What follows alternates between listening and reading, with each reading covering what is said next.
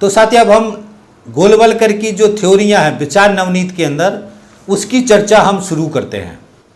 पहली साथी हिंदू राष्ट्रीय जीवन, हिंदू की राष्ट्र की जो पुराना सनातन जो व्यवस्था है, हिंदू धर्म से जीवन जीने की जो पद्धति है, उसको हिंदू राष्ट्रीय जीवन कह रहे हूँ हम। या हमारी राष्ट्रीयता की परिभाषा की किताब है जिसके अंदर वो 5 कारक जो है राष्ट्र बनने के 5 कारक, उसको बताते हैं और उससे जस्टिफाई करते हैं कि यहाँ पर हिंदू राष्ट्रीय जीवन ही है, इसलिए यहाँ पर हिंदू राष्ट्र बनना चाहिए, केवल हिंदू राष्ट्र। इस तरीके से इस हिंदू राष्ट्रीय जीवन की थ्योरी को वो समझाते हैं।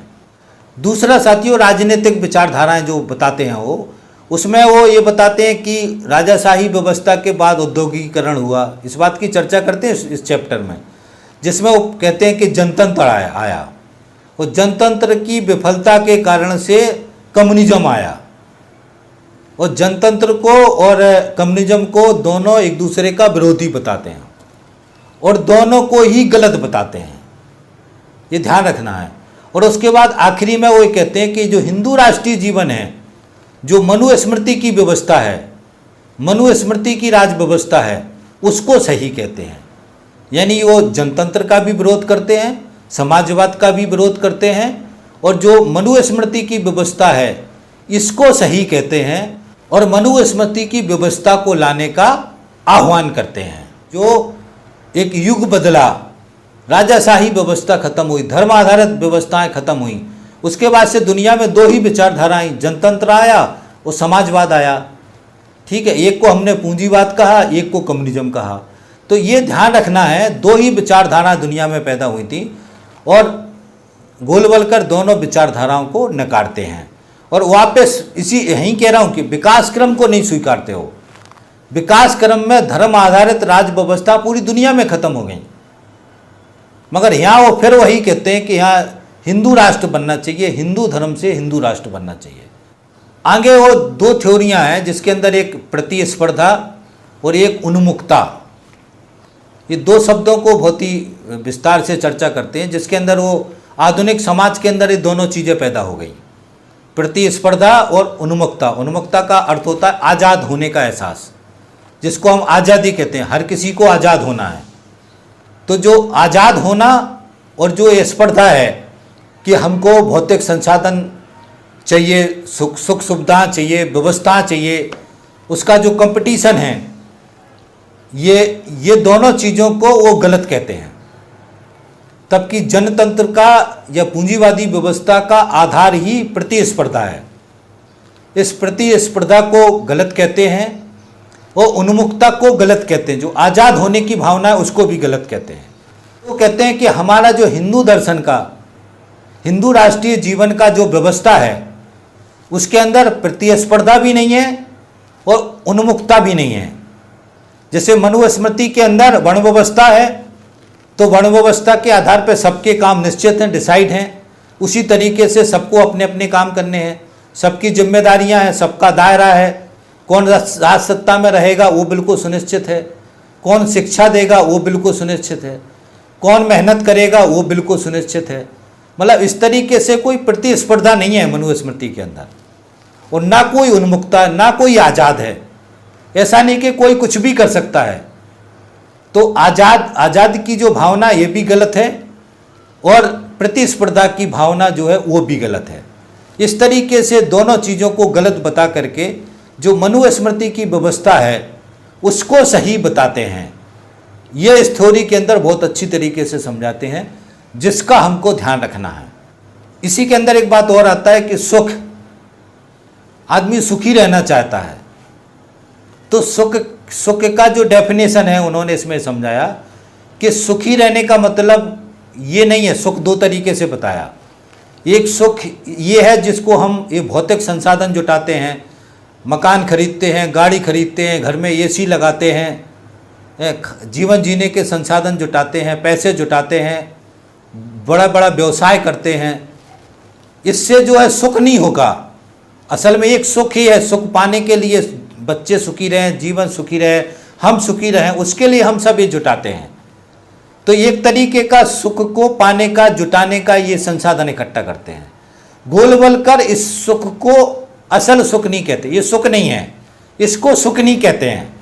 वो कहते हैं कि ये सुख नहीं है, ये तो एक तरीके का परेशानी है, क्योंकि हम सब कुछ जुटाने के लिए भागते हैं, फिर एक हमको जो लालच होता है या एक हमारी जो उत्तेजना होती है या हमारी चाहत होती है, वो एक चीज़ मिल जाती है तो दूसरी चीज़ की चाहत होने लगती है, दूसरी चीज़ मिल जाती तो तीसरी चीज़ की चाहत होने लगती है, उससे मन विचलित रहता है, मन विचलित हो जाता है, इस तरीके से समझाते हैं। और वो कहते हैं कि ये जो है बात ठीक नहीं है, ये असल सुख नहीं है।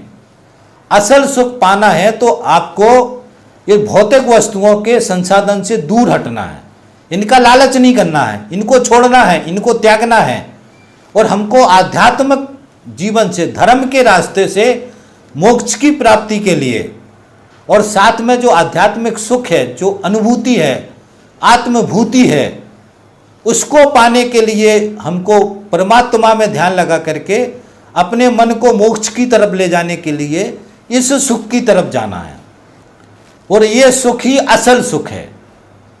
इस तरीके से सुख को पाने का रास्ता बताते हैं, मोक्ष का रास्ता, असल सुख का रास्ता, जिसमें वो कहते हैं कि जब इस रास्ते पे आदमी जाता है तो ये सारी जो भौतिक संसाधन है उनको त्याग देता है, उनसे उसकी लालसा खत्म हो जाती है। तो इस तरीके से जो सुख की परिभाषा बताते हैं, वो भौतिक सुख की जगह ये आध्यात्मिक सुख जो है यही सत्य है और यही सबसे सही सुख है। और वो कहते हैं कि 4 पुरुषार्थ हैं जिसमें अर्थ और काम, इसलिए अर्थ ज़्यादा इकट्ठा नहीं करना है, धन संपत्ति दौलत, और काम वासना यानी किसी चीज़ में फंसना नहीं है, किसी लालच में फंसना नहीं है। तो इस तरीके से अर्थ और काम से मनुष्य को इस तरफ जाने से रोकते हैं धर्म के अंदर, और धर्म के मार्ग से मोक्ष की तरफ जाने का रास्ता बताते हैं। इसलिए 4 पुरुषार्थ के अंदर ये पूरी थ्योरियां हैं। तो इस तरीके से साथियों, असल सुख क्या है? अध्यात्म का सुख है और मोक्ष की प्राप्ति है। ये इस तरफ जाने का आह्वान गोलवलकर करते हैं, और हिंदू राष्ट्र का भी टारगेट यही है। हिंदू राष्ट्रीय जीवन का टारगेट भी यही है कि लोग धन दौलत की संपत्ति को इकट्ठे करने की बजाय वो धर्म के मार्ग से, आध्यात्मिक जीवन से मोक्ष की तरफ जाएं। ये आह्वान करते हैं गोलवलकर। इसी के अंदर एक सिद्धांत आता है न्यासी सिद्धांत, ये संपत्ति को लेकर के है, और ये कहते हैं ये महात्मा गांधी न्यासी सिद्धांत लेके आए थे, इसी का समर्थन करते हैं। और ये कहते हैं कि यही हिंदू धर्म के हिसाब से भी यही सही है। न्यासी सिद्धांत का मतलब यह है कि जो आपकी संपत्ति है, जो आप संपत्ति पैदा करते हैं, आप उसमें से केवल जीवन जीने के लिए, अपना उपभोग करने के लिए वो संपत्ति आपकी है, बाकी संपत्ति वो समाज की है। व्यक्ति उसका न्यासी है, व्यक्ति उसका संरक्षक है, वो व्यक्ति की संपत्ति नहीं है, वो समाज की संपत्ति है, और व्यक्ति उसका न्यासी है। ये सिद्धांत न्यास का सिद्धांत, न्यासी सिद्धांत बताते हैं, और वो ये कहते हैं कि ये न्यासी सिद्धांत ही सही है, और हिंदू धर्म की जो भावना है उसके हिसाब से न्यासी सिद्धांत ही होना चाहिए। इस तरीके से इस संपत्ति के अधिकार को, जो व्यक्ति का जो संपत्ति का अधिकार है, उसको ख़त्म कर देते हैं। मगर हमें ये भी ध्यान रखना है साथियों, मनुस्मृति के अंदर वो ब्राह्मण, क्षत्रिय, वैश्य, उनको ये छूट देते हैं, क्योंकि ब्रह्मा ने इनको ये कहा है कि इनको व्यापार करना है, इनको राज करना है, तो इनके पास ये संपत्ति और दौलत रहेगी। वो मनुस्मृति का आधार बना करके ये कहते हैं कि इनके पास संपत्ति रहेगी, ब्राह्मण, क्षत्रिय, वैश्य के पास संपत्ति रहेगी। यानी जो जनता है, आम जनता को संपत्ति इकट्ठा नहीं करना है। मनुस्मृति के अंदर भी शूद्रों को संपत्ति रखने का अधिकार नहीं था, ये हमको ध्यान रखना है। इसी तरीके से न्यासी सिद्धांत के अंदर भी वो यही कहते हैं कि जो आम जनता है उसको संपत्ति नहीं रखना है, वो संपत्ति का न्यासी है। इस तरीके से वो इस पूरी थ्योरी को समझाते हैं, और इसी के अंदर ये न्यासी सिद्धांत से वेतन बना है। ये ध्यान रखना पूंजीवादी व्यवस्था में, क्योंकि न्यासी सिद्धांत में केवल जीवन जीने के संसाधन देना है, तो जीवन जीने के संसाधन ही वेतन है। बाकी जो वेतन है, जो नौकरी में वेतन मिलता है, श्रम की कीमत, वो इसी न्यासी सिद्धांत से निकला है कि उसको कम से कम जो पैदा कर रहा है उसको कम से कम इतना तो देना है कि वो अपना जीवन का गुजारा कर सके, जी सके। बाकी संपत्ति समाज की है, मगर पूंजीवादी व्यवस्था में बाकी संपत्ति पूंजीपति की हो गई। एक चीज़ और साथियों ध्यान रखना है, जो मैं यहीं आपको समझा देता हूँ। ये जो नई पूंजीवादी व्यवस्था आई है, जिसको आरएसएस आज नरेंद्र मोदी इस व्यवस्था में मनुस्मृति को लागू करना चाहते हैं, इसके अंदर जो वर्ण की चेतना है वो बदल गई है। पहले 4 वर्ण थे, ब्राह्मण, क्षत्रिय, वैश्य और शूद्र, जिसमें संपत्ति संसाधन का रखने का अधिकार ब्राह्मण, क्षत्रिय, वैश्य को था, शूद्र को नहीं था। तो अभी जो वर्तमान पूंजीवादी व्यवस्था है, उसने ब्राह्मण, क्षत्रिय, वैश्य की जगह पूंजीपति आ गए। यानी आज के जो पूंजीपति हैं वो ब्राह्मण, क्षत्रिय, वैश्य हैं आरएसएस की थ्योरी के हिसाब से। इसलिए आरएसएस पूंजीपतियों का घनिष्ठ मित्र है, पूंजीपतियों के लिए काम कर रहा है, इसलिए अति पूंजीवादी व्यवस्था है। तो आज इसका नई पूंजीवादी व्यवस्था में आरएसएस का लक्ष्य क्या है? पूंजीवादी व्यवस्था को मजबूत करना, पूंजीवादी व्यवस्था को कायम करना, पूंजीवादी व्यवस्था को आगे बढ़ाना, ये लक्ष्य है आरएसएस का। जो पहले लक्ष्य क्या था? ब्राह्मण, क्षत्रिय, वैश्य को मजबूत करना, ब्राह्मण, क्षत्रिय, वैश्य ही को आगे बढ़ाना। तो अभी व्यवस्था परिवर्तन हो गया, इसको समझना है। तो जो ब्राह्मण, क्षत्रिय, वैश्य के वर्ण के लोग हैं वो भी आज शूद्र बन गए हैं, वो मजदूर बन गए हैं, वो मेहनत कश बन गए हैं। आज का जो मेहनत कश वर्ग है, जो उस मनुस्मृति के ज़माने में शूद्र था, आज का जो मेहनत कश वर्ग है ये मनुस्मृति के हिसाब से शूद्र है। चाहे वो मजदूर हैं, कर्मचारी हैं, सरकारी कर्मचारी हैं, छोटे छोटे बिजनेसमैन हैं, छोटे छोटे दुकानदार हैं, किसान हैं, खेत मजदूर हैं, जितने भी मेहनत करके जो अपना जीवन यापन करते हैं, ये सारा मेहनत कश वर्ग है। तो ये मेहनत कश वर्ग जो है क्या है? ये शूद्र है। इसको ध्यान रखना हमेशा।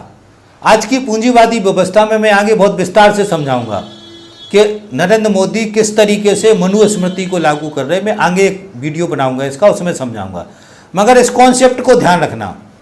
और ब्राह्मण, क्षत्रिय, वैश्य जो जाति के लोग हैं उनको भी अच्छी तरीके से समझना है कि वो अब आर्थिक आधार पर उनका वर्गीकरण हो गया। जो ब्राह्मण हैं वो मजदूर भी हैं, जो मजदूर हैं आज की तारीख में वो शूद्र हैं, भले ही वो ब्राह्मण हैं, भले ही वो क्षत्रिय हैं। अगर क्षत्रिय है और मजदूर है, कर्मचारी है, तो शूद्र है। भले ही वैश्य है, यदि वो मजदूर और कर्मचारी है, दुकानदार है, तो वो शूद्र है। इस तरीके से आज के समय में जो मनुस्मृति की समय की परिस्थिति थी, वो पूंजीवादी व्यवस्था में ये परिस्थिति बदल गई है। इस तरीके से ये वर्गीकरण बदल गया है, वर्ण व्यवस्था का वर्गीकरण बदल गया। तब भी समाज में अभी वही वर्गीकरण है।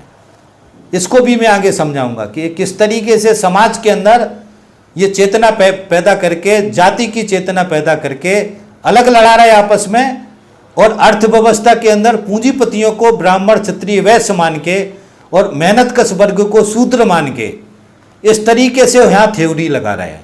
तो इस तथ्य को भी हमको अच्छी तरीके से ध्यान रखना है साथियों। अब इसमें एक आगे थ्योरी आती है कि अधिकार नहीं कर्तव्य।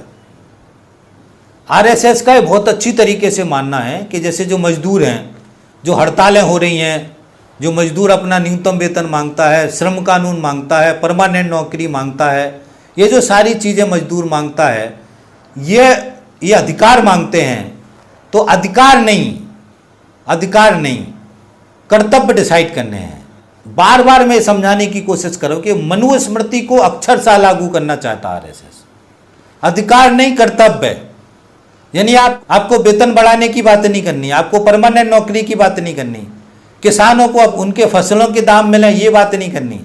आपको अपना कर्तव्य करना है, आपको मेहनत करनी है, उस मेहनत में से आपको अपना जीवन जीने का जो चीज़ें हैं वो जुटाना है। बाकी जो धन पैदा होता है उसके बारे में कोई बात नहीं करनी है, उसके बारे में सोचना नहीं, उसके बारे में कोई चर्चा नहीं करना। तो इस तरीके से वो क्या समझाते हैं? अधिकार नहीं कर्तव्य, श्रद्धा भाव से कर्तव्य करना है। जैसे शूद्रों को कहा गया था ना, शूद्रों ने पीढ़ी दर पीढ़ी, जिसमें सारी जातियां हैं, चाहे कुम्हार हो, चाहे वो नाई हो, आज भी वो काम कर रहे हैं, चाहे राजपूत हो जो खेती का काम करते थे, बहुत सारी जातियां हैं, ओबीसी की जातियां हैं, दलित हैं, महादलित हैं, सबको डिसाइड किया हुआ।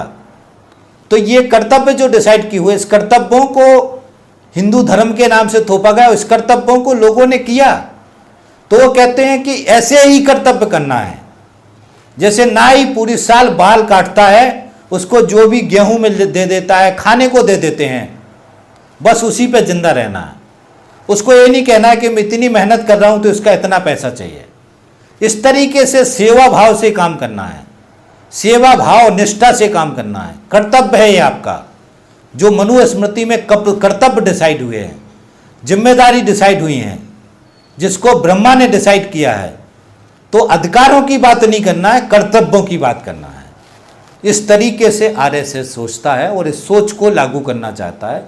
इसलिए अभी नरेंद्र मोदी की सरकार ने श्रम कानून खत्म किए, उसके अंदर श्रम कानून नाम ही खत्म कर दिया, संहिता लेके आ गए, संहिता। वो इसके अंदर उन्होंने मजदूर की जितनी मांगे थी, जो नौकरी की सुरक्षा थी, उसको खत्म कर दिया। वो मालिकों को सारे अधिकार दे दिए। मालिक अपनी रिपोर्ट सेल्फ भर के जमा कर देगा, मैं न्यूनतम वेतन सबको देता हूं, बस उसको मानना है। हमारे यहाँ सुरक्षा के सारे उपकरण हैं, बस उसको मानना है।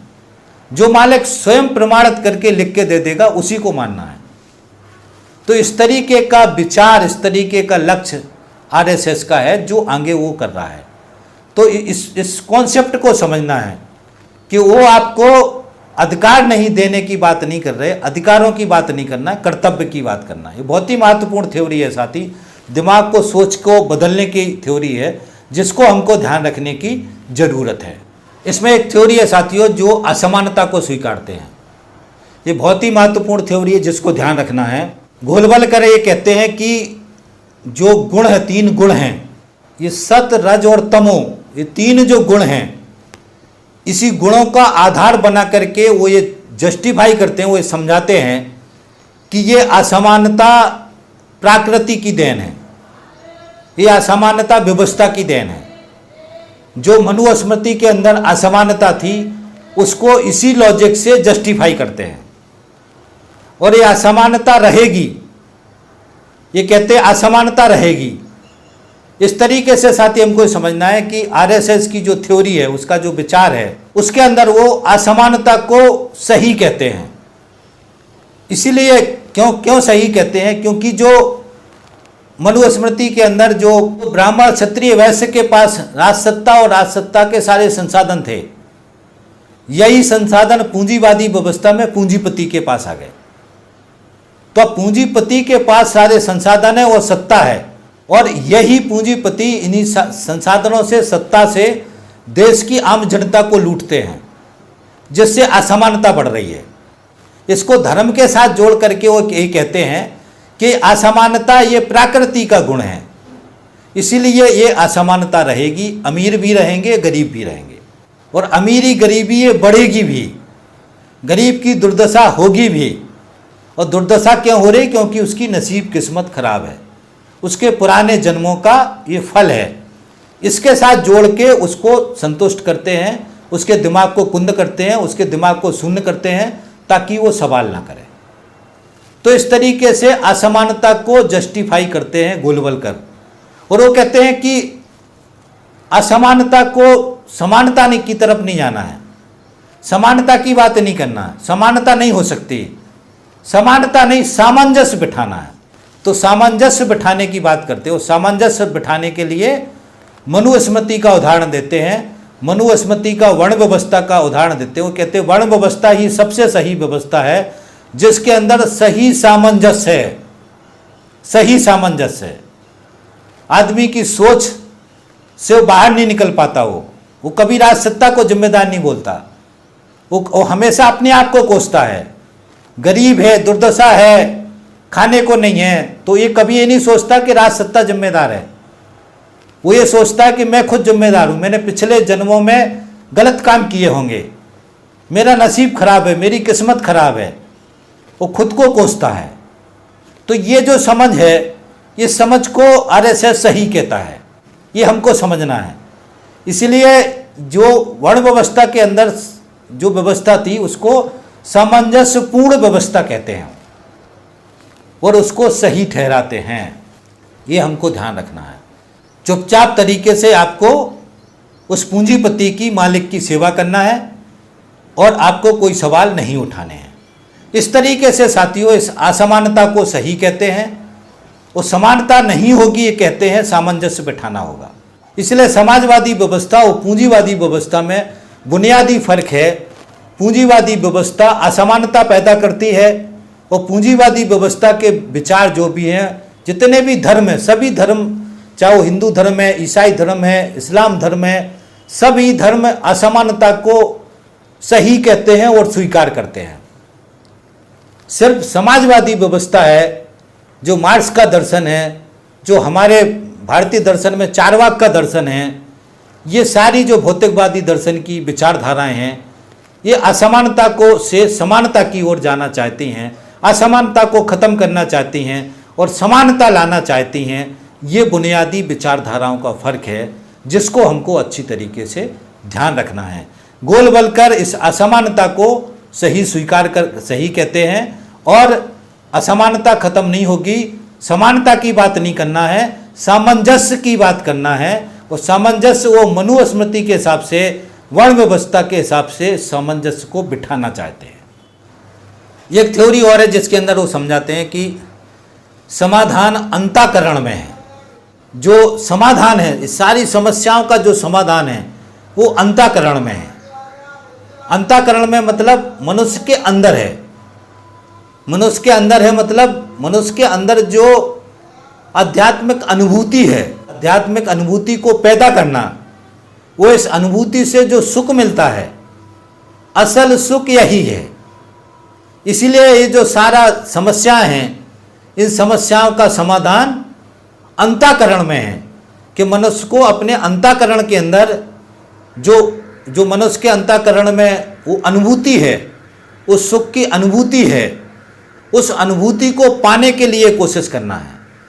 इसलिए उसको धर्म के रास्ते से मोक्ष की तरफ जाना है।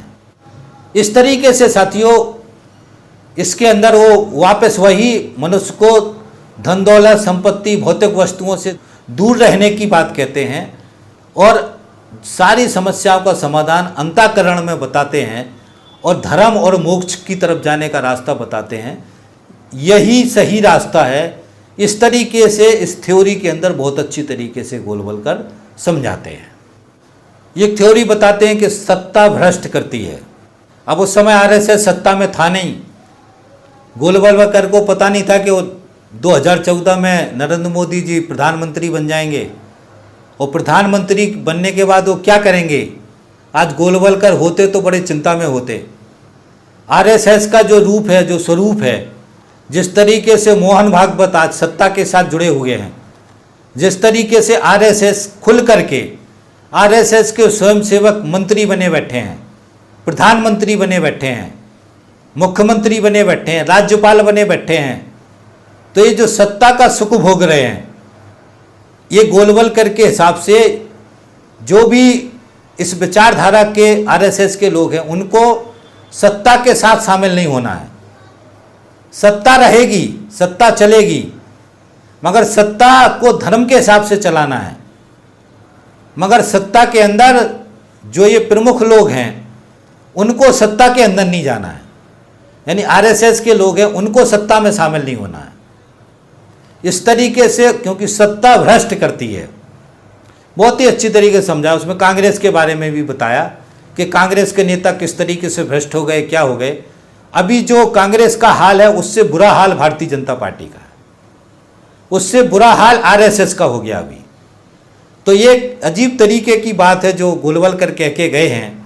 मगर गोलवलकर की इस बात को आज का आरएसएस और आज के स्वयंसेवक मानने को तैयार नहीं है। ये थ्योरी भी इसके अंदर है। बहुत अच्छी तरीके से गोलवलकर ने एक्सप्लेन किया है और ये समझाया है कि सत्ता से दूर रहना है। अब साथियों विचारधारा की थ्योरियाँ शुरू होती जिसमें मातृभूमि के ऊपर, मातृभूमि एक कल्पना, मातृभूमि के जो कॉन्सेप्ट है उसको एक कल्पना कहते हैं कि मातृभूमि की एक कल्पना है। ये कल्पना हम नहीं कह रहे हैं, ये कल्पना गोलवलकर ने कहा है, मातृभूमि एक कल्पना। इसलिए मैं बार बार समझाने की कोशिश कर रहा हूँ कि ये सारी थ्योरियाँ गढ़ी गई हैं, शुरू से गढ़ी गई हैं और अभी भी मातृभूमि, पितृभूमि, पुण्यभूमि, ये सावरकर ने इन थ्योरियों को गढ़ा है।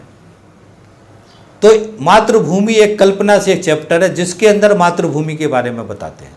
इस पूरी धरती को मातृभूमि कहते हैं, इस तरीके से पूरे कॉन्सेप्ट है जिसको बताते हैं। और उसके बाद से पितृभूमि, पुण्यभूमि, ये सब इसी की, जो सब सावरकर की थ्योरियां हैं उसको भी इसके अंदर सम्मिलित करके समझाते हैं।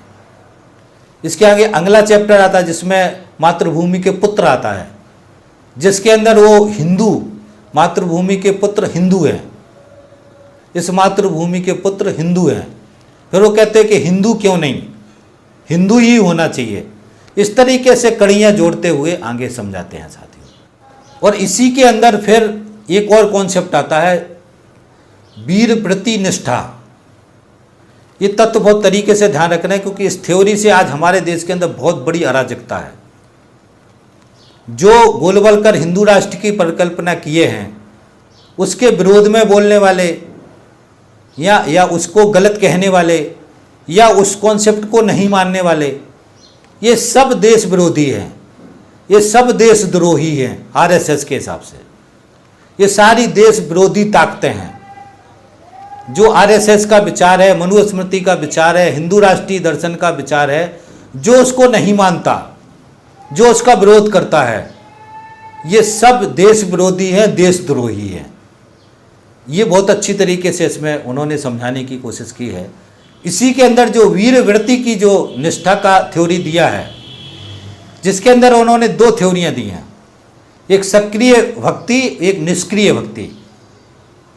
सक्रिय भक्ति क्या है? भारत भूमि के लिए, मातृभूमि के लिए अपना प्राण निछावर कर देना, अपने आप को निछावर कर देना, अपने जीवन को निछावर कर देना, अपनी संपत्ति को निछावर कर देना। तो ये जो है ये सक्रिय भक्ति है, इसको सक्रिय भक्ति कहा है। वो सक्रिय भक्ति का बड़ा सम्मान करते हैं वो। इसलिए हम देखते हैं कि आरएसएस के जो लोग हैं, जो उपद्रव करते हैं, जो मुसलमानों का कत्लेआम करते हैं, जो अभी लिंचिंग में जिन लोगों ने लिंचिंग की, जिन लोगों ने दलितों को मारा, मुसलमानों को मारा, अभी हमें देखते हैं कि जो सीए का आंदोलन चल रहा था, वो लड़का जो भोपाल वहाँ जाके फायरिंग किया, जितने भी इस तरीके की विकृत धारा के काम करने वाले लोग हैं उनको आरएसएस सम्मानित करता है, उनको आरएसएस बहुत रिस्पेक्ट करता है। इसलिए ये लोग जो विकृति के लोग हैं वो और विकृत होते हैं। हमें याद है एक जिस व्यक्ति ने एक मुसलमान को मारा था, उसका लाइव प्रसारण किया था, नाम मैं भूल गया हूँ। उसको जब कोर्ट ने हाजिर किया था तो उस कोर्ट पे आरएसएस के लोग चढ़ गए थे और ऊपर भगवा झंडा लगा दिया था कोर्ट के ऊपर। तो ये एक मानसिकता है जिसको हमको समझना है। वीर वृत्ति की जो निष्ठा है, इसकी थ्योरी से इन लोगों को तैयार किया जाता है, नौजवानों को तैयार किया जाता है। नौजवानों के दिमाग में उनको जान देने के लिए, मरने के लिए तैयार किया जा सकता है। वो किसी को भी मार सकते हैं, कुछ भी कर सकते हैं। तो इस थ्योरी से उनको तैयार करते हैं, एक सक्रिय भक्त उनको बनाते हैं। और सक्रिय भक्त का बड़ा रिस्पेक्ट होता है, बड़ा सम्मान होता है। उसमें कहा गया जो मातृभूमि के खिलाफ, भारत भूमि के खिलाफ, भगवा झंडे के खिलाफ कुछ भी बोलता है उसको एकदम नष्ट कर देना है, उसको खत्म कर देना है। इस तरीके का वीर भाव पैदा करते हैं उनके अंदर, इस तरीके उनके खून को खौलाते हैं। तो ये बहुत ही महत्वपूर्ण थ्योरी है जिसको हमको ध्यान रखना। और उसके बाद आरएसएस इनको चाहे जो कह दे, उनको ये कहे कि मुसलमान जो है, मुसलमानों को तो वैसे ही दुश्मन मानते हो, ईसाइयों को दुश्मन मानते हैं, कम्युनिस्टों को दुश्मन मानते हैं, और भी किसी को अगर वो आरएसएस के लोग कह दें कि ये अपने धर्म के खिलाफ है, उसको मार देंगे वो। किसी मुसलमान को कहेंगे इसको मारना है, उसको मार देंगे वो। ऐसे ही लोगों ने, जो राइटर हैं मुंबई में, बेंगलोर में, उस लेखकों को मारा, गौरी लंकेश को मारा। तो हमको ध्यान रखना है, ये वीर वृत्ति की जो ये थ्योरी है, इसी थ्योरी से ये हिंदू धर्म के अंदर सारी चीज, ऐसे लोगों को, नौजवानों को पैदा करते हैं। इसी थ्योरी से आरएसएस अपनी जो उसकी शाखाएं चलती हैं, उसके अंदर वो गोली चलाने का, लठ चलाने का, तलवार चलाने का, ये सारा चीज सिखाता है। और इससे वो सक्रिय भक्ति वाले कार्यकर्ता तैयार करता है। तो ये सारा एक थ्योरी है, जिस थ्योरी से ये सारा चीज़ें पैदा होती हैं। और दूसरी, जितना ये पूजा पाठ है, मंदिरों में जाना, पूजा पाठ, भगवान, तीर्थ यात्राएं करना, ये सब जो है ये निष्क्रिय भक्ति है। ये निष्क्रिय भक्ति है। ये व्यक्ति अपने लिए करता है, अपने खुद को सुखी रहने के लिए करता है, खुद को स्वर्ग में जाने के लिए करता है, अपने हित के लिए करता है। तो ये निष्क्रिय भक्ति है। वो जो अपनी जान निछावर करता है भारत भूमि के लिए, भारत माता के लिए, मातृभूमि के लिए, हिंदू दर्शन के लिए, वो सक्रिय भक्ति है। मगर एक ध्यान और रखना है, इनकी जो सक्रिय भक्ति है, इसके अंदर वो लोग नहीं आते हैं जैसे जो हमारे जवान शहीद हो रहे, जो आज़ादी के आंदोलन में भगत सिंह शहीद हो गए, चंद्रशेखर आज़ाद शहीद हो गए, क्रांतिकारी शहीद हो गए। तो ये जो शहीद आज़ादी के आंदोलन में शहीद हुए हैं, जो सरहदों पे हमारे बेटे शहीद हो रहे हों, चाहे वो हिंदू हो, चाहे मुस्लिम हो, चाहे सिख हो, चाहे ईसाई हो, लड़ते लड़ते फौज में शहीद हो जाते, इनको ये सक्रिय भक्ति नहीं कहते हैं। ये ध्यान रखना, इसको सक्रिय भक्ति नहीं कहते हैं, वो इसको भक्ति भी नहीं कहते हैं। वो केवल हिंदू राष्ट्रीय जीवन के लिए, हिंदू धर्म के लिए, हिंदू भारत माता के कॉन्सेप्ट के लिए, भगवा भारत माता के कॉन्सेप्ट के लिए, इसके लिए जो काम कर रहे हैं वही सक्रिय भक्ति है। देश के लिए मर जाना, देश के लिए मिट जाना, सरहदों पे छाती में गोलियां खाना, ये देशभक्ति नहीं है, ये सक्रिय देशभक्ति नहीं है आरएसएस के लिए। ये बहुत ही महत्वपूर्ण बात है जिसको ध्यान रखना। आगे 3 चैप्टर है जिसमें आंतरिक संकट बताते हैं, मुसलमान, ईसाई और कम्युनिस्ट। ये इनके 3 आंतरिक संकट हैं और 3 आंतरिक दुश्मन हैं आरएसएस के, जिसको हमको ध्यान रखना। इसलिए आप देख रहे हैं कि शुरू से आरएसएस के टारगेट में ये तीनों वर्ग रहे हैं, मुसलमान रहे हैं, ईसाई रहे हैं और कम्युनिस्ट रहे हैं हमारे देश के अंदर। और जब से सरकार बनी है तब से आप देखेंगे कि तीनों वर्गों पे हमला हुआ है। ये जरूर है कभी 3-4 साल पीछे से ईसाइयों को छोड़ दिया है, मुसलमानों को और कम्युनिस्टों को टारगेट किया है। बड़ी संख्या में कम्युनिस्ट आइडियोलॉजी के लोग जो है जेलों में पड़े हैं। बड़ी संख्या में जो छात्र हैं, जेएनयू जैसा जो विश्वविद्यालय है उसको टारगेट किए हुए। तो हमको इस बात को, विचारधाराओं को समझना है। ये आरएसएस का विचारधारा है, जिस विचारधारा में सुनिश्चित है कि ये हमारे दुश्मन हैं, तो उनके साथ दुश्मनों जैसा व्यवहार होगा। दुश्मनों जैसा व्यवहार हो रहा है, आगे भी होगा। हमको दिमागी रूप से तैयार रहना है। जो धर्मनिरपेक्ष की अवधारणा लेके चल रहे हैं, जो हिंदू मुस्लिम सिख ईसाई आपस में हैं, भाई भाई कर रहे हैं, तो ये सारे कॉन्सेप्ट का विरोधी है आरएसएस। केवल एक ही कॉन्सेप्ट है, वो हिंदू राष्ट्रीय जीवन, उसके अलावा और कुछ नहीं। और कुछ रहना है तो इनके रहमो करम पे रहना है, उनको कोई अधिकार नहीं होंगे। ये साफ साफ 10 जगह कहा है, गोलबल्कर ने कहा है और सावरकर ने कहा है। ये हमको अच्छी तरीके से ध्यान रखने का जरूरत है। एक चैप्टर में आता है एकात्मक शासन व्यवस्था।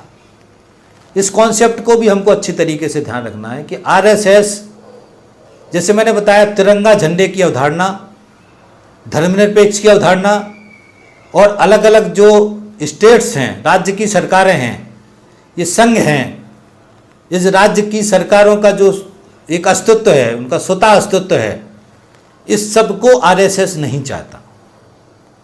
आरएसएस इन सबको खत्म कर देना चाहता है। इसलिए आज उन्होंने संविधान के माध्यम से, नरेंद्र मोदी की सरकार ने इस संघीय ढांचे को कमजोर किया है। इस संघीय ढांचे को वो बर्बाद करने की कोशिश कर रहे हैं। इस संघीय ढांचे के अंदर जो मनुष्य के मानवता के रूप में निष्पक्षता है, उसको खत्म कर रहे हो। आज जो न्याय की व्यवस्था है उसके अंदर उन्होंने हिंदू मुसलमान के नाम पे वर्गीकरण कर दिया। जो हिंदू है, हिंदू राष्ट्रीय जीवन के साथ हैं, उनके लिए न्याय व्यवस्था ये कुछ नहीं करेगी, उनको बचाएगी। और जो इस व्यवस्था के खिलाफ हैं, इस व्यवस्था को नहीं मानते हैं, इस सोच को नहीं मानते हैं, वो दुश्मन हैं। तो ये व्यवस्था, इनकी सरकारें उनके साथ दुश्मन जैसा व्यवहार करेंगी, ये उन्होंने शासन के अंदर ला दिया है। मानव के रूप में निष्पक्षता नहीं है। यदि कोई आरएसएस का बंदा किसी मुसलमान को मार दे तो वो मुसलमान को मार दिया, आरएसएस का बंदा है, तो शासन उसको आरएसएस के बंदे को बचाएगा। ये शासन के अंदर सोच आ चुकी है। और मुसलमान को कैसे भी करके उसको न्याय नहीं मिलेगा। उल्टा हो जाता है, यदि मुसलमान किसी हिंदू को या आरएसएस के लोग को मार देता है तो उस मुसलमान को, उसके पूरे घर परिवारों को, सबको फंसा देंगे, दुनिया की धारा लगा देंगे। बहुत सारे प्रकरण हो रहे हैं, उसमें मुसलमानों को फंसा देते हैं, वो झूठे मुकदमे बना देते, झूठे प्रकरण बना देते हैं। यही कम्युनिस्टों के साथ कर रहे हैं। अभी वो स्टेन स्वामी खत्म हुआ, उसके प्रकरण में रवीश कुमार की पूरी रिपोर्ट है कि जो ये पूरा ड्रामा बनाया था कि प्रधानमंत्री के मारने की साजिश हो रही है, वो सारा ड्रामा प्लान था। प्लान करके उनके कंप्यूटर के अंदर वो मेल डाले गए थे, ये जस्टिफाई हो गया। तो इस तरीके के षड्यंत्र करते हैं, दुश्मनों जैसा भी हो, तो एजेंसियां कर रही हैं वो। अब इससे बड़ी बात क्या हो सकती है? जैसे जो अयोध्या विवाद में जो मस्जिद गिराई गई थी, उसके जो आरोपी थे, सारे आरोपी बरी हो गए। सीबीआई जांच कर रही थी, आरोपी सारे बरी क्यों हो गए? क्योंकि उसके अंदर उन्होंने, जो सीबीआई है, उसने कोई सबूत ही पेश नहीं किए, सबूत नहीं दिए। एक दो वीडियो दिए, उसके अंदर ऐसा कर दिया, उसकी आवाज ही समझ में नहीं आ रही। जब सीबीआई ने सबूत ही पेश नहीं किए तो उन्होंने चाहे जो किया हो वो सब बरी हो गए। तो इस तरीके की व्यवस्था, स्ट्रक्चर वो शासन व्यवस्था के अंदर ला दिए हैं। इसलिए इस पूरा जो संघीय ढांचा है, न्याय की व्यवस्था, इसको ध्वस्त कर रहा है। कौन ध्वस्त कर रहा? आरएसएस ध्वस्त कर रहा है, भारतीय जनता पार्टी ध्वस्त कर रही है। और उनको आगे चल करके एक ही सरकार करना है। जो अभी कह रहे हैं ना, एक राष्ट्र एक टैक्स, एक राष्ट्र एक चुनाव, एक राष्ट्र एक सरकार भी करने वाले हैं अभी। इसलिए इस पूरे एक राष्ट्र एक सरकार की तरफ बढ़ता हुआ कदम है, ताकि जनता की दिमाग में धीरे धीरे करके आ जाए कि सब कुछ एक ही होना है। और वो सरकार जो है हिंदू राष्ट्रीय जीवन के आधारित सरकार हो, और जो अलग अलग तरीके की कोई भी बात कर रहे हैं उनको तुरंत दबा के खत्म कर दिया। एक ही तरीके की शासन व्यवस्था, सारे संघीय स्ट्रक्चर को खत्म करना चाहते हैं। बहुत ही बड़ा खतरा है साथियों। हमारे देश की अनेकता में एकता का जो कॉन्सेप्ट है, सभी धर्मों का जोड़ के जो कॉन्सेप्ट है, इस पूरे सोच को आरएसएस नष्ट करना चाहता है, जिसके लिए वो युद्ध स्तर पे काम कर रहे हैं। इस बात को भी अच्छी तरीके से ध्यान रखना है साथियों। और है शिक्षा व्यवस्था के अंदर एक चैप्टर में वो समझाते हैं, जिससे हमको समझ में आएगा कि नई शिक्षा नीति जो बनाई है अभी बीजेपी ने, उसके अंदर क्या आने वाला है।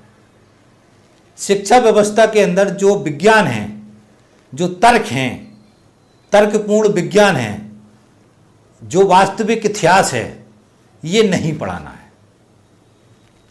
बच्चों को हिंदू राष्ट्रीय जीवन के आधार पर जो हिंदू दर्शन के अंदर नियम हैं, 16 संस्कार, 5 यम, 5 नियम, 3 गुण, 4 पुरुषार्थ, ये सारा जो विचार कॉन्सेप्ट है, ये पढ़ाना है। और पढ़ाने का कॉन्सेप्ट होगा जिस तरीके से पुरातन में कथाओं से, कहानियों से उनको गढ़ के लोगों को समझाया गया, बताया गया। जैसे भागवत पुराण में क्या है, कथाएं सुनाते हैं पंडित जी, वो कथाओं से एक व्यवस्था को मनुष्य के दिमाग में बिठाते हैं। तो उसी तरीके से कथाओं से शिक्षा के अंदर कथाएं होनी चाहिए, और कथाओं से उनको हिंदू राष्ट्रीय जीवन को जो विचार हैं उनको डालना है, उनको पढ़ाना है। बाकी और जितने भी विचार हैं जो हमारे विकास क्रम में पैदा हुए हैं, इनको सबको हटाना है, ताकि आने वाले समय में जो नौजवान पीढ़ी है उसको हिंदू राष्ट्र के लिए तैयार किया जा सके, हिंदू राष्ट्र के लिए उनको दिमागी रूप से तैयार किया जा सके। तो इस तरीके की शिक्षा व्यवस्था वो चाहते हैं। वो रिसर्च नहीं चाहते हैं, वैज्ञानिक चेतना नहीं चाहते हैं, तर्क नहीं चाहते हैं। ये सब जो शिक्षा है, इस सारी शिक्षा को हटाना चाहते हैं। धर्मनिरपेक्षता के सिद्धांत को नहीं पढ़ाना चाहते हैं। ये भारत माता का जो सामूहिकता का कॉन्सेप्ट है उसको नहीं पढ़ाना चाहते। ये संविधान सही है ये नहीं पढ़ाना चाहते हैं, ये संविधान गलत है उनके हिसाब से। ये झंडा जो तिरंगा झंडा है ये गलत है उनके हिसाब से। संविधान की जगह मनुस्मृति का संविधान होना है और इस झंडे के जगह भगवा झंडा होना है। इस तरीके से सारी चीजों को वो आज के बच्चों के दिमाग में डालना चाहते हैं। ये आरएसएस का लक्ष्य है, जो लक्ष्य नई शिक्षा नीति के अंदर आ रहा है। तो ये भी हमको ध्यान रखना है। थ्योरेटिकल रूप से गोलवलकर ने एक अध्याय के अंदर बहुत ही अच्छी तरीके से इस बात को समझाया है। मैंने आपको पीछे समझाया कि मनुस्मृति में जो ब्राह्मण क्षत्रिय वैश्य था, इनके पास राजसत्ता और सारे संसाधनों पे कब्जा था। शूद्र जो थे वो मेहनतकश वर्ग था, काम करने वाले लोग थे। आज शूद्र जो है मेहनतकश वर्ग के रूप में मजदूर है, किसान है, कर्मचारी है, खेत मजदूर है, छोटे दुकानदार हैं। सारा जो मेहनतकश वर्ग है, ये आज का जो मेहनतकश वर्ग है ये शूद्र है, और आज का जो पूंजीपति है वो ब्राह्मण क्षत्रिय वैश्य है। इसलिए आज की जो नरेंद्र मोदी की सरकार है वो हमारे देश के अंदर जिस तरीके से मनुस्मृति के अंदर ब्राह्मण क्षत्रिय वैश्य का कब्जा था, उसी तरीके से पूंजीवादी व्यवस्था के अंदर पूंजीपतियों का हमारे देश के ऊपर कब्जा कराना चाहते सारे संसाधनों पे और राजसत्ता पर। तो राजसत्ता पे तो कब्जा उनका है ही है। अब जो सारे संसाधन थे जो सरकार के कंट्रोल में थे, उन पर भी नरेंद्र मोदी की सरकार देसी विदेशी पूंजीपतियों का कब्जा करवा रहा है। इसलिए हमारे देश के अंदर पूरी तरीके से निजीकरण चल रहा, सब कंपनियों को बेचा जा रहा, सारे संसाधनों को बेचा जा रहा, सारे संसाधनों को बर्बाद किया जा रहा। सरकारें पहले बर्बाद करती हैं, उनको बर्बाद करके फिर कम दामों में बेच देती हैं और फिर वो पूंजीपति माला माल हो जाता। उसका सबसे बड़ा उदाहरण बीएसएनएल है। बीएसएनएल को किस तरीके से बर्बाद करके जियो को खड़ा करवाया नरेंद्र मोदी ने, नरेंद्र मोदी की सरकार ने। ऐसे ढेरों उदाहरण है, सैकड़ों उदाहरण है। अंबानी और अडानी की संपत्ति अताह बढ़ गई, बेतहाशा बढ़ गई। तो ये सारा जिस तरीके से ब्राह्मण क्षत्रिय वैश्य के लिए वो सरकारें काम करती थी राजसत्ता में, आज की सरकारें, आज की जो व्यवस्था इस पूंजीपतियों को कब्जा कराने के लिए, आगे बढ़ाने के लिए उनको काम कर रही। और देश की जो आम जनता है, जो आम जनता शूद्र के रूप में है, उसकी दुर्दशा कर रहे, उसके ऊपर धर्म का नशा चढ़ा रहे, उसके ऊपर नसीब, किस्मत, जन्म, पुनर्जन्म, स्वर्ग, नरक, ये सारी थ्योरियां समझा रहे उसको, ये सारी थ्योरियां पढ़ा रहे। सरकार को जिम्मेदार ना माने, वो अपने आप को जिम्मेदार माने, ये समझा रहे। तो धर्म के नाम से धर्म का नशा चढ़ा करके आम जनता को, उसके दिमाग को शून्य कर रहे, जिस तरीके से मनुस्मृति में किया गया था। जिस तरीके से मनुस्मृति में मेहनतकश वर्ग गुलाम था, वो ब्राह्मण क्षत्रिय वैश्य के रहमो करम पर जिंदा था, उसका कोई अधिकार नहीं था। वो बहुत ही कर्तव्य से, श्रद्धा भाव से, निष्ठा से उनकी सेवा करता था, उसका कोई अधिकार नहीं था। इसी तरीके की सिचुएशन श्रम कानूनों को खत्म करके मजदूर, कर्मचारी, मेहनतकश वर्ग है, उसकी दुर्दशा नरेंद्र मोदी की सरकार ने कर दी है।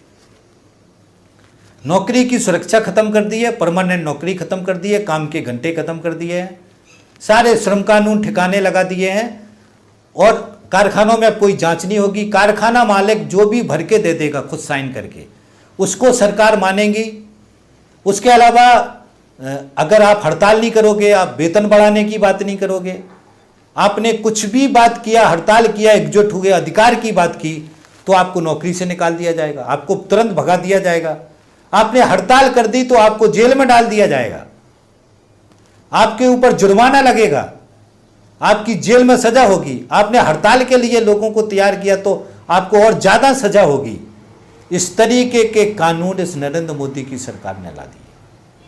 लाने वाले नहीं है, ला दिए हैं। जो 4 संहिताएं आई हैं, ये हमको साथी ध्यान रखना है। तो आप ऐसे पूरे मेहनत कश वर्ग को पूंजीपतियों के रहमो करम पे छोड़ना चाहते हैं, उनके रहमो करम पे उनको जिंदा रखना चाहते हैं।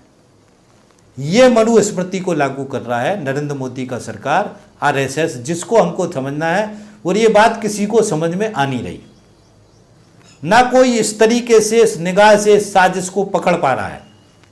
ये बहुत ही अजीब विडंबना है, बहुत ही दुख की बात है। इस तरीके से ढेरों षड्यंत्र चल रहे हैं साथियों, अब मैं विस्तार में नहीं जा रहा हूं। तो ये कॉन्सेप्ट भी हमको ध्यान रख रहा है कि आने वाले समय में आर्थिक रूप से असमानता और बढ़ेगी, आम जनता की दुर्दशा होने वाली है, देश हमारा लुटने वाला है, देश पे देसी विदेशी पूंजीपतियों का संसाधनों पे कब्जा हो जाएगा, देश उनका गुलाम हो जाएगा, पीढ़ी दर पीढ़ी हम उनके गुलाम होंगे, ये राजसत्ता उनकी गुलाम होगी, राजसत्ता को वही चलाएंगे। तो इस सारे कॉन्सेप्ट पे नरेंद्र मोदी की सरकार युद्ध स्तर पर बढ़ रही है, आगे बढ़ रही है, ये हमको ध्यान रखना है। ये है मनुस्मृति का खेल।